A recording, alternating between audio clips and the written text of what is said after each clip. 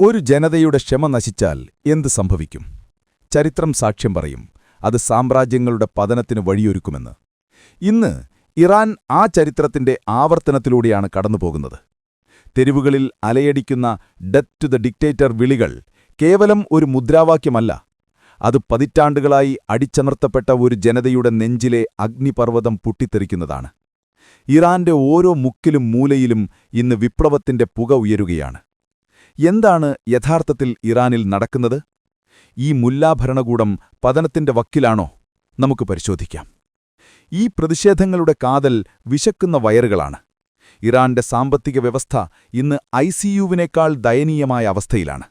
നിങ്ങളൊന്നോർത്തു നോക്കൂ, ഔദ്യോഗിക കണക്കുകൾ പ്രകാരം 42% പണപ്പെരുപ്പമെങ്കിൽ ഭക്ഷണസാധനങ്ങളുടെ വില 70%-ലേറെയാണ് വർദ്ധിച്ചിരിക്കുന്നത്.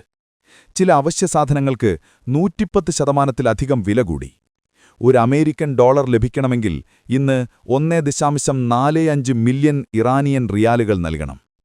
ഡിസംബർ 28-ന് ടെഹ്റാനിലെ പ്രശസ്തമായ ബസാറുകൾ അടച്ചുപൂട്ടിയപ്പോൾ തുടങ്ങിയ ആ തീയുണ്ട ഇന്ന് രാജ്യമൊട്ടാകെ പടർന്നുപിടിച്ചിരിക്കുന്നു.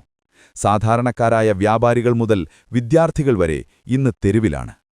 ഇതൊരു സാധാരണ പ്രതിഷേധമല്ല എന്നു പറയാൻ കാരണങ്ങൾ പലതാണ്. 1979-ലെ ഇസ്ലാമിക വിപ്ലവത്തിനു മുമ്പുള്ള ഇറാന്റെ പതാകകൾ, അതായത് ലയൺ ആൻഡ് സൺ അടയാളമുള്ള പതാകകൾ ഇന്ന് തെരുവുകളിൽ പരസ്യമായി വീശപ്പെടുന്നു. ഷാഭരണം തിരിച്ചുവരണമെന്നാഗ്രഹിക്കുന്ന പ്രവാസിയായ രാജകുമാരൻ റസാ പഹ്ലമിക്ക് ലഭിക്കുന്ന വലിയ പിന്തുണ ഭരണകൂടത്തെ ഞെട്ടിച്ചിരിക്കുകയാണ്. ഇറാന്റെ പരമോന്നത നേതാവ് ആയത്തുള്ള ഖൊമൈനിയുടെ ജന്മസ്ഥലമായ മഷാദിൽ പോലും അദ്ദേഹത്തിന്റെ ചിത്രങ്ങൾ വലിച്ചു കീറപ്പെടുന്നു എന്നത് ജനങ്ങളുടെ ഭയം നീങ്ങിയതിന്റെ വലിയ തെളിവാണ്. എന്നാൽ ഈ വിപ്ലവത്തെ അടിച്ചമർത്താൻ ഭരണകൂടം സകല സന്നാഹങ്ങളും ഉപയോഗിക്കുന്നുണ്ട്. കഴിഞ്ഞ ദിവസങ്ങളിൽ മാത്രം 34-ലധികം സാധാരണക്കാർ കൊല്ലപ്പെട്ടു. 2200-ഓളം പേരെ ഇരുമ്പഴിക്കുള്ളിലാക്കി. പുറം ലോകം ഈ ദൃശ്യങ്ങൾ കാണാതിരിക്കാൻ ഇന്റർനെറ്റ് പൂർണ്ണമായും വിച്ഛേദിച്ചിരിക്കുകയാണ്. എങ്കിലും രഹസ്യമായ നെറ്റ്വർക്കുകളിലൂടെ വരുന്ന ദൃശ്യങ്ങൾ വ്യക്തമാക്കുന്നത് ഭരണകൂടത്തിന്റെ നിയന്ത്രണത്തിൽ നിന്ന് കാര്യങ്ങൾ കൈവിട്ടുപോകുന്നു എന്നാണ്. സ്റ്റേറ്റ് ബ്രോഡ്കാസ്റ്റിംഗ് കെട്ടിടത്തിന് തീയിട്ടത് ഇതിന്റെ ഒരു വലിയ ഉദാഹരണമാണ്. ഇറാന്റെ ഈ ആഭ്യന്തര കലാപങ്ങൾക്കിടയിൽ മറ്റൊരു ഭീഷണി കൂടി നിലനിൽക്കുന്നുണ്ട്.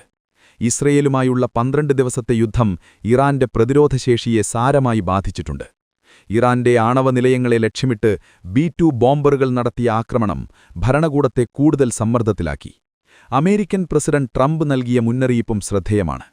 പ്രതിഷേധക്കാർക്കെതിരെ ക്രൂരമായ നീക്കം നടത്തിയാൽ അമേരിക്കൻ സൈന്യം നേരിട്ടിടപെടാൻ സാധ്യതയുണ്ടെന്ന് അദ്ദേഹം വ്യക്തമാക്കിയിട്ടുണ്ട്. ചുരുക്കത്തിൽ, ഉള്ളിൽ നിന്ന് ജനങ്ങളും പുറത്തുനിന്ന് ശത്രുരാജ്യങ്ങളും ഇറാന്റെ ഭരണകൂടത്തെ വരിഞ്ഞു മുറുക്കുകയാണ്. ഇറാൻ ഇന്നൊരു നൂൽപ്പാലത്തിലൂടെയാണ് നടക്കുന്നത്. ഒരു വശത്ത് പട്ടിണിയും പണപ്പെരുപ്പവും കൊണ്ട് പൊറുതിമുട്ടിയ ജനത, മറുവശത്ത് വിട്ടുകൊടുക്കാൻ തയ്യാറല്ലാത്ത മതനേതൃത്വം. ചരിത്രം ആവർത്തിക്കുമോ?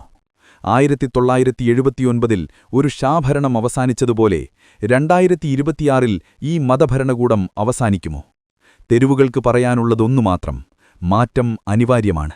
അത് രക്തരൂക്ഷിതമാകുമോ അതോ സമാധാനപരമായ ഒരു പരിവർത്തനമാകുമോ എന്ന് വരും ദിവസങ്ങൾ നമുക്ക് കാട്ടിത്തരും.